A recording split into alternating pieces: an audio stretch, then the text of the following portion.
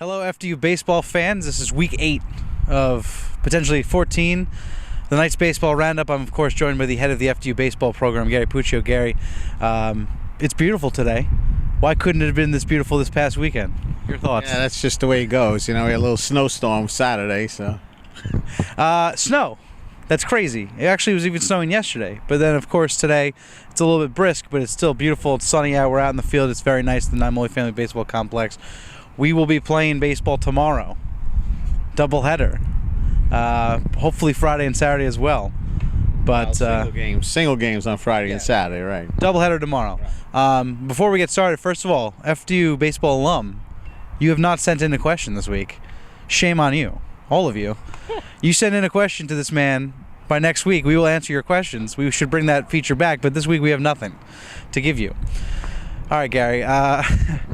You previewed 6 separate games, 3 different schools last week, and you only got to play one of the 3. Right. The weather, absolutely abysmal. Now, that's Monmouth and NY Tech. Now, I've heard rumors that the NY Tech game will be made up. Monmouth, I don't know. Can you give us an update about those two? Well, the Monmouth game, we were winning 5-2 in the third inning when the rain started coming a little too hard, and umpires got together and we kind of agreed that it wasn't safe to keep playing. I don't know anything about New York Tech games being made up. I know that I think that's 6 games in a row with New York Tech that have been either snowed or rained out. Yeah, between last year. Right, going back to last year. So we're not meant to play them for whatever reason. Well, nonetheless, you still got 3 games in. Let's review them. The first game was this is against Seton Hall. 3 games in 2 days. Saturday was postponed. Basically, it turned into a doubleheader on Sunday.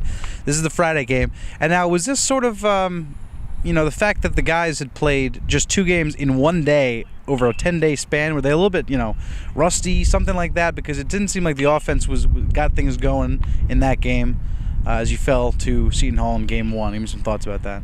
Yeah, well, Seton Hall's Big East school, and, they're playing with a lot more talent than we're playing with, and that's just the reality of the situation. So we did struggle the first game. I thought we walked a few too many guys, and, I don't know if the offense didn't get going. I think we just faced a lot better pitching.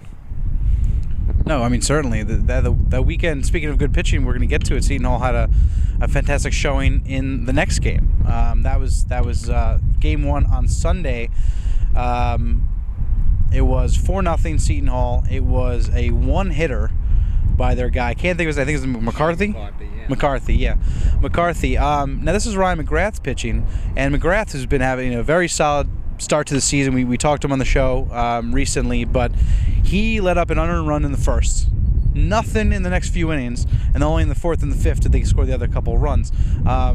But again, the offense against McCarthy couldn't get going in Game 1. They got going a little bit in Game 2, but give me some thoughts about McGrath and Game 1 of that doubleheader. Yeah, I think we only had 1 hit in the first game, but I thought we hit the ball well against Shane. I think we had 3 strikeouts for the entire day, so we put the ball in play. We even hit a couple of balls hard, but this is a kid that was drafted out of high school, and he's just got good stuff, and he's an outstanding pitcher, and I think he came into the game with a 0.73 ERA and lowered it, so that's good. It says something, That is, it's a sterling ERA. McGrath, meanwhile, had a good game and got his ERA still hovering around 3.08 right now, having a very solid junior campaign. Now, Game 2 on that Sunday against Seton Hall was a bit closer. Okay. Perfect. I just had a brain fart, but I got it now. Okay. Now, Game 2 on that Sunday against Seton Hall was a closer affair. It was a 2-1 game. It came down to the end. Logan Frady on the bump for you guys, coming back from a minor injury, and he had just a stellar outing. 8 innings, complete game. Only to the end did he really get into trouble, and that came on an unearned run to tie the game up. But speaking of the offense, it was Ryan Brennan and Dylan Sprague at the top of the lineup, combining for I think 7 of 10 at the top of the lineup. The rest of the offense a bit slacking, but between the fantastic pitching and those 2 at the top of the lineup, you really had a shot in that game. Give me some thoughts of the closure of that series. Yeah, Logan pitched phenomenally. They claimed he had given up a hit. I thought that was an error, and in my mind, he was pitching a no-hitter into the 7th inning. I thought he pitched extremely well. only gave up 3 hits in the game as it was. It's unfortunate that we made a couple of mistakes in that game, and when you're playing, a team in the Big East and a real good team, you got to bring your A game in. And we brought our A- game, and it was almost good enough, but we made an error in the 7th inning. We were up 1-0, and that error led to an unearned run, which tied the game. And I think the run that won the game for them was a hit by pitch, a stolen base, and a base hit with 2 out. So, they got 3 hits, 2 runs. We had 8 hits in that game. Like you said, Ryan Brennan and Dylan Sprague at the top of the lineup had 7 hits between them. And we didn't manufacture runs. In the first inning, we bunted 2 runners over. We had second and third with 1 out. I believe Joel was at the plate. We didn't drive in any runs. We struck out in that spot.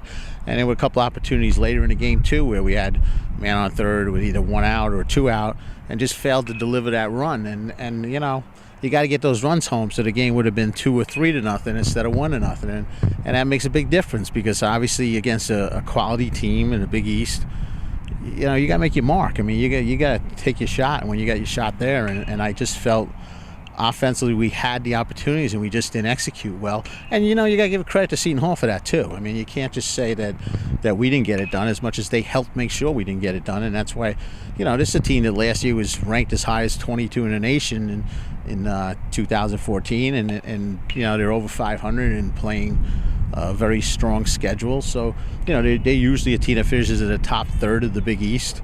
So I don't think we have anything to be ashamed about. I mean, losing a doubleheader 4-0 and 2-1, we gave them games. Both games were in doubt. Both games we had a shot, and hopefully it helps project us into playing our league. That Seton Hall's probably as good as just about everybody in our league. So we look at it as a competitive game, and yes, we got to do a little more offensively. Now, speaking of that, I mean, in the first few weeks of the season, we were talking about how the pitching had a couple niggling injuries, and the lineup was really the only sure thing. Last few games, it seems that the offense has been the one slacking, and the pitching's really ramped up. Between Joe Flack returning and having that, he only pitched 4 innings, but it was still shutout ball. Logan looking phenomenal this past weekend, and Ryan McGrath having a great junior campaign. So where are you at right now with the team? Heading into the NEC season, plenty of time left for things to even out. But you got to be pretty happy with the results thus far. Yeah, I think we're a better hitting team than we were last year.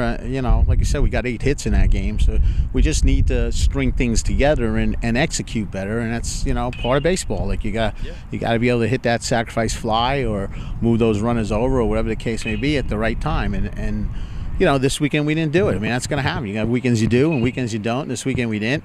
Hopefully in the conference we will. We've seen with the Seton Hall game, small ball at the end, hit by pitch, stolen base hit. We've seen FDU do that numerous times. So that's baseball. That happens, and I do think the one good thing is, look at Ryan McGrath's outing. He gave up, I believe, 2 earned runs, maybe it was 3, but that was it. And against a quality team again. And Logan, gave up 1 earned run against a quality team. So if you would have said to me that we're going to play a doubleheader and we're going to give 4 earned runs in both games total against Seton Hall, I would have signed on for that in 2 seconds. Absolutely. Now, we are arriving in Northeast Conference action. This is the meat of the schedule. This is where everything truly matters from here on out. You got Sacred Heart this weekend as of right now, doubleheader tomorrow, single game Friday, Saturday. Who knows with the weather? I have no idea. We don't know. But you're going to be away on the road. Give us a little preview of the Pioneers, what you're looking at of your team this weekend against them. Last year Sacred Heart swept us the first weekend of the season, and obviously we need to avoid that. That's important.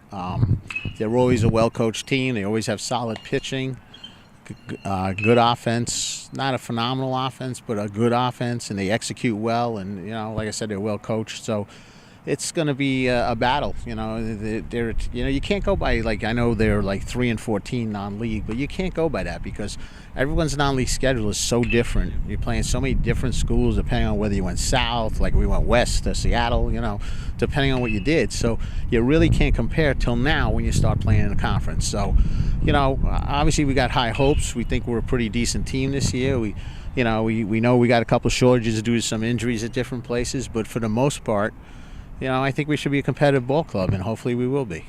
All signs point to that, and yes, I know the out-of-conference schedule for every school is different, but right now FDU's second place in the NEC, 6-9. But thank you again. Also meaningless because none of those are conference games. Again, meaningless. But at the moment, last week we were talking about how we're first in the conference, Right. and we didn't say anything about meaningless yet. But second place is still nothing to sniff at. That is fantastic. FDU's been on a bit of a roll recently, and hopefully going to Sacred Heart this weekend. We keep up to date on FDUnites.com, at FDUnites on Twitter. All your information updated on FDU baseball. And again, FDU alum, you send in your questions to this man right here. We will get your questions answered next week on episode 9. I can't believe it already. We're almost near double digits. Time flies. And Gary, thank you. That's what 10 would do. That would be double digits. That's good. I know. We're almost approaching double digits is what I said. Okay. Gary's not listening to me fully, but hopefully you're listening at home and you send in those questions. And thank you for watching another week of the Knights Baseball Roundup. Gary, thanks you as well. Good luck this weekend, Coach. Thank you. I do want to mention that there's a possibility that Saturday would be changed to a home game. Okay. And should that happen, obviously we hope you guys will come out. Obviously check the website to see whether that happens or not. Yeah, we're very, we will have that updated ASAP as soon as that's announced. The snow is almost completely gone from the area, and it is, judging by today, starting to get beautiful here in spring weather in the Northeast. So if it does get changed, come out and support your Knights. Not only Family Baseball Complex right behind us, the players behind us. Come and support them. Thank you for watching another edition of the Knights Baseball Roundup. We'll see you next week.